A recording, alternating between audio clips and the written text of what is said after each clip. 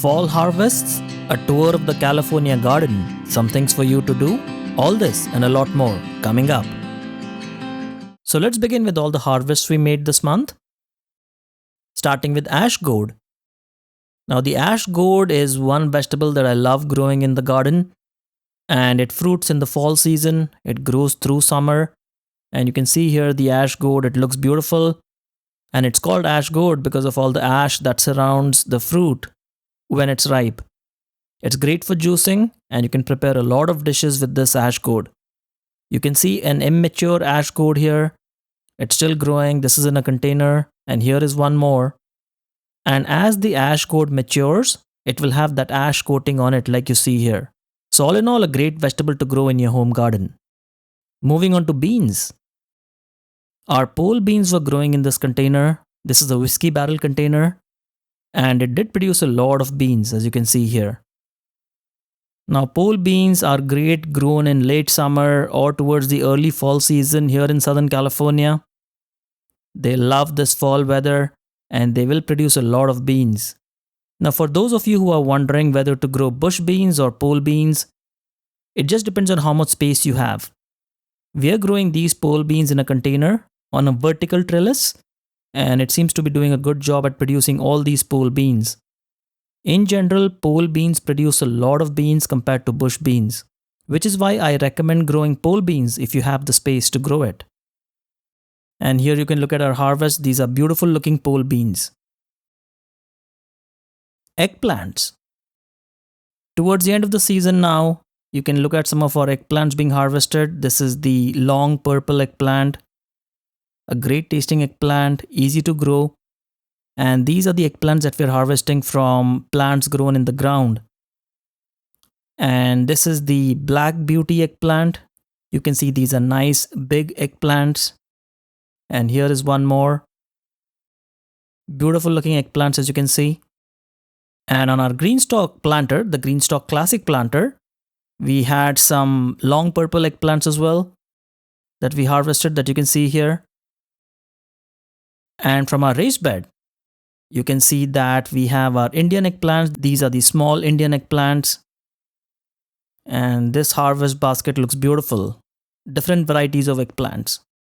And we were back in just a few days to harvest more of these long purple eggplants. You can see here beautiful looking eggplants again. And this is the Indian thorned eggplant. A very unique variety. It has thorns on it. And you can look at another harvest of eggplants here. Ivy gourd. Ivy gourds produce a lot of fruit at the end of the season.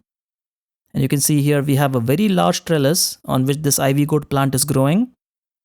And we are harvesting a lot of ivy gourds from this plant.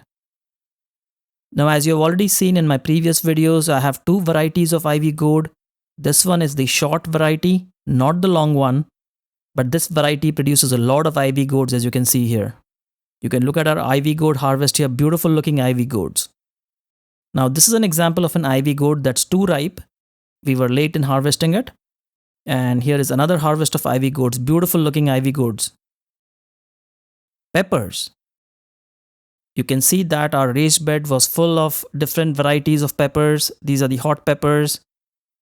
Different varieties of cayenne pepper that we are harvesting here. Now peppers again will mature and produce a huge crop towards the end of the summer season, beginning of the fall season, where we are right now. And you can see these peppers have turned red. And you can harvest these peppers when they're green or they're red. We had enough peppers that were green in color. As you can see here, these are the peppers that are green in color that we harvested. We harvested a lot of these cayenne peppers from our raised bed, as you can see here. Both green and red peppers. And you can look at our red peppers harvest here. Beautiful looking red peppers. And we also had red cayenne peppers growing in our greenstock classic planter. And as you can see, this takes up very less space. One of the benefits of using the greenstock planter. And these are our harvests of the red cayenne peppers. Beautiful looking peppers as you see here. And we had one final round of harvest from the other raised bed. Once again, these cayenne peppers have ripened. They have turned red. We will either use them as is or make chili powder out of them. And these are excellent quality peppers, as you see here. And also these bell peppers. These bell peppers were growing on our raised bed. And you can see here beautiful looking bell peppers that have turned red. And we also had bell peppers growing on our green stalk planter. This is the green stalk classic planter. And I've spoken a lot about how beneficial it is for you to have this planter at home.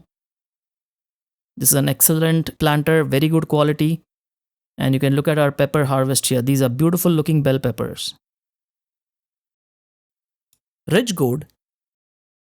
Towards the end of the season again, this was our final ridge gourd harvest. And as you can see here, beautiful looking ridge gourd. And this was our final harvest for the season. Moving on to snake gourds. You can see here some beautiful snake gourds that we harvested. And just like ridge gourds, snake gourds are also towards the end of the harvest season. You can see here this is the white snake gourd. And we are harvesting a couple more from our raised bed here. And this is the green variety of the snake gourd, the dark green variety with stripes. They all taste very similar. And you can look at our harvest here, beautiful looking snake gourds. Strawberry guavas. Our strawberry guava tree was loaded with guavas. And this is one of my favorite fruits. The red strawberry guava as well as the yellow strawberry guava. These are excellent tasting fruits. They have a very tropical taste, excellent in taste, fun to grow in your home garden. And we could harvest a few every few days. We were back in just a few days to harvest more strawberry guavas. Now, some of the strawberry guavas will be eaten by birds or critters, and that's okay because this plant produces a lot of guavas. You can see up close how beautiful these guavas look. And the best part about growing strawberry guava is that you really don't need to care much about the plant. We do fertilize this plant about 3 times a year. But that's it. We really don't have any other problems with this plant. No pest issues. No other maintenance needed. And there are just so many guavas on this plant that it took us a lot of time to harvest these guavas. But every few days we were harvesting guavas from this plant. And look at this harvest here, beautiful looking strawberry guavas. And here is another batch of harvest, beautiful looking strawberry guavas. And for those who are wondering how this guava compares to the other guava varieties, this is actually not a true guava, but it tastes very similar to guavas. It has a soft flesh, soft skin, and the seeds are not that hard too. So all in all, it's a great variety to grow in your home garden simply because it's very low maintenance. And the best part about growing strawberry guava is that it fruits twice a year here in Southern California. And it's also a very good looking plant.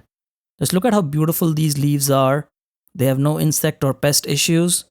And the strawberry guavas themselves look beautiful. Yet another harvest here that you can see. Taro root. One of my favorite plants to grow is taro root. You can see we are harvesting our taro root from these plants in a container. This is a whiskey barrel container, and you can easily plant about 6 taro root plants here. Now the taro plant actually has roots. That's the most used part of the taro plant, but you can also eat the leaves. You can look at the taro roots here, huge roots, and some of these roots will branch out, produce more tubers, as you see here. And you can keep harvesting these tubers and then replant the plants again to get more taro roots. So it's an easy plant to grow. Once again, a beautiful looking plant. In fact, if you grow this plant in your balcony or patio, everyone would think it's an ornamental plant. But it actually yields these beautiful looking roots that you can eat. And most of these taro roots are formed on the surface of the soil, so you don't have to dig too deep. But just make sure to check your container to ensure that you've removed all the taro roots from the container. Once you've harvested the taro roots, you can cut off the taro roots from the main plant if they're big enough, like you see here. And then remove the old leaves so that you can put them in the compost. And then you can plant the whole plant itself. It will grow back into a new plant, giving you more taro roots for the upcoming season. Now, what I usually do is I have a lot of plants after the harvest, and I make sure that I keep the best looking plants and throw away the rest in the compost bin. If you have about 5 or 6 plants saved from the harvest, you can replant it, which is exactly what we did. Just make sure you change the container or just plant them somewhere else, like the raised bed area, so that you do some crop rotation there. But you can see here all these taro roots are pretty good looking. And once you are done with processing your whole harvest, you can collect the taro roots and we'll show you the next step of how to use these. So here are the taro roots. You can see that they have a little bit of dirt on it. Now if you want to store these taro roots, you can leave the dirt on. But we washed it so that we could use it directly right away. And these are beautiful looking taro roots. Tomatoes. Tomatoes are also towards the end of the season, but you can see this Indian heirloom tomato as well as this San Marzano tomato that we're harvesting. And there were more tomatoes on our raised bed. These were one of the most prolific tomatoes that we grew, and I did save the seeds for the next season as well.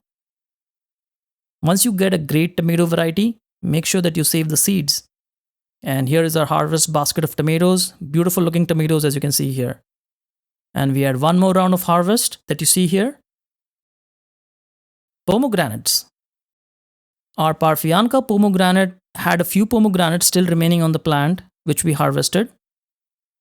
And this is quite a prolific plant. It produces a lot of pomegranates. We harvested some last month, and this is our harvest for this month. And now let's begin with the tour of our garden, starting with the raised beds. In the first raised bed, we planted some onions as well as some cabbages. And the idea is that the onions keep the cabbage pests away. So I'm going to experiment and see if this works out. Now we've had some very hot days this month. So you can see that the cabbage plants are not doing that great, but hopefully they'll recover and do well soon. In the middle of these two raised beds, we have our gourds, the rich gourd as well as the bottle gourds. They are towards the end of the season now. And in the next raised bed, we have some eggplants that are still growing. We'll let them grow for another month or so. But as you can see, they are towards the end of the season. So are the peppers, the pepper plants. And we did remove our tomato plants. And some more eggplants here, the Thai green eggplant towards the end of the season again. And in the next raised bed, we planted more cabbages and some peppers and eggplants that are still remaining from the summer season. This bed has to be prepared again with some compost and some organic fertilizer. You can see one black cobra chili plant. And in the middle of these two raised beds, we have our snake gourds growing. Once again towards the end of the season. And October in general is a month where plants are nearing the end of their season. Like these corn plants here. And some cilantro that we planted next to it. Cilantro still grows in the fall season though. We have some okras. They're looking good. And this is our taro area. We planted a lot of taro plants here. Some of them are growing and some of them will grow very soon. And in the last raised bed, we just prepared this raised bed. We added some compost, we added some peat moss and some fertilizer. And this is ready for planting now. We have some okra plants that are still producing okras as you see here. Surprisingly warm weather here in Southern California in October. And our ivy gourd plant is doing well at the back. You can see some ivy gourds that we harvested this month. And that completes the tour of our raised bed garden. Let's now look at the containers. In the first container, we have our longevity spinach plant, followed by the hyacinth bean plant, which has grown very tall, still producing some hyacinth beans as you can see here. We have our spinach plant. This is the mustard spinach, one of the favorite varieties I like to grow, followed by our heirloom Indian tomato. And then our ash gourd plant. It's producing ash gourds towards the top of the trellis. And this is our Indian variety eggplant, the Udmalpet eggplant. That's looking okay. And then we have another ash gourd plant here, followed by the big Indian tomato, once again towards the end of the season, but still producing some tomatoes. We have our Floradale tomato plant, not one of my best tomato varieties for this year, but still doing okay. We have our Egyptian walking onions, followed by the strawberries that has now taken up 3 containers. This is our turmeric plant, followed by the black beauty eggplant that is still doing okay now. We sowed some pole bean plants here, but due to lack of sunlight, they didn't grow that well. Here are some cauliflowers that we planted, followed by our ivy gourd plant that has grown quite big into our guava tree now. And then we have our mint plant that's looking okay now because we trimmed it down. And then we have our volunteer tomato plants that grew from the compost, followed by our pole beans. You saw us harvest a lot of pole beans from this plant.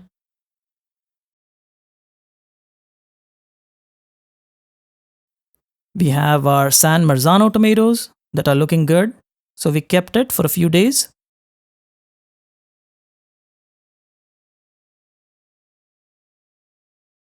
We have some cilantro growing here. We did harvest a lot of cilantro as the plant was growing. Followed by carrots. This is a new carrot variety called Romance, which we just sowed. We also have the okra plants, the heirloom organic okras that we are growing. Followed by our sweet potato plant that has grown a lot of vines. And this is the Nombo giant okra in the same container. A lot of pods that we are going to be using for seeds for next year. We planted more cilantro in the next container. We love eating cilantro. We consume a lot of cilantro. And then our giant Marconi pepper, that's towards the end of the season, as you can see. I also wanted to give you a quick update on our spinach plants. The Indian spinach variety is doing great in this container. And that completes a tour of our container garden. And now let's look at some things for you to do in your garden this month. We generally convert our kitchen scraps into compost using a tabletop composter. And this is the kind of compost it produces. As you can see, all our vegetable scraps have been converted into a fine dry powder that we use as mulch. So you can use your compost directly in containers as mulch, and this has simplified the composting process a lot for us. And there are many brands available. I don't have any sponsorship deals with any of these brands. I've tried a few, and the one that I like will be posted in the comments and the video description below, so you can buy your own. And what you can do is just spread the compost around the base of the plant, whether it's in the container or in raised beds, and it provides good quality organic matter to your plants. Once you've added the compost and mixed it around the base of the plant, all you need to do then is water the plant, and that will settle the compost in, because this compost is usually a little dry when it comes out. So adding a little bit of water helps the compost settle down.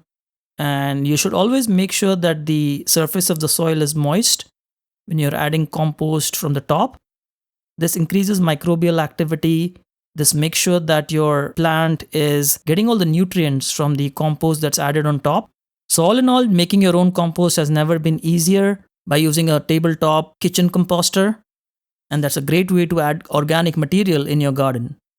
Next, we'll be talking about how to amend your raised bed soil for the next season. So what we're doing here is mixing up equal parts of peat moss and compost and a little bit of leftover potting mix that you see here. You can mix up everything, and this becomes a great amendment for your raised bed. The compost has a lot of organic matter that will add some more nutrients to your soil. And the peat moss helps with the water retention.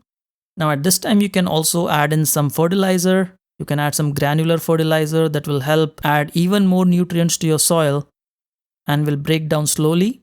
I always recommend using organic fertilizers just because they break down very slowly. They are not a fast release fertilizer, they are a slow release fertilizer, and they work great for your raised bed or for your containers. We will also be adding some worm castings into the soil.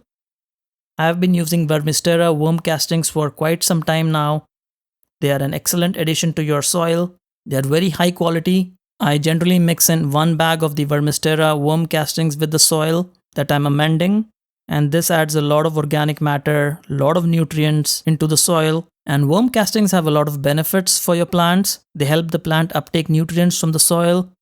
So I highly recommend that you use worm castings every time you amend your soil. And this is our raised bed. This is the first raised bed where we will be planting our cabbages and onions. But before we do that, we will be amending the soil by adding the mix of compost, peat moss, and worm castings on the top. You can see the leftover mulch from the previous season, and that will decompose eventually into usable organic matter. So all we're really doing is adding the soil amendment on the top of the mulch. About 1 inch or 2 is enough. And once you add all this organic matter into your raised bed, all you need to do is spread it out evenly. Make sure that most of the areas of the raised bed are covered. And doing this at the end of the season is very important. You not only add a lot of organic matter into your soil, you also replenish the lost organic matter from the previous season. Your raised bed soil level will go down every season as the organic matter is decomposed. But adding this kind of an amendment will enrich your soil again and prepare it for the next growing season. So this activity is something that I highly recommend you do at the end of the season. The fall season is one of the best times to amend your soil. You let the soil settle down for some time and then start planting your fall vegetables. Now, an important step is to water thoroughly. Once you've added the soil, make sure that it's moist. It does take some time for the peat moss to absorb all the water and stay hydrated. So make sure that you water every day for at least 3 or 4 days before you start planting your vegetables. This will ensure that you have a good base soil for your vegetables to grow and thrive. And there we have it. That was our monthly episode. If you liked this video, smash that like button. If you're not already a subscriber, hit that subscribe button to get all future updates. If you have a question or comment, leave them in the comments box below. We'll see you again soon. Happy gardening!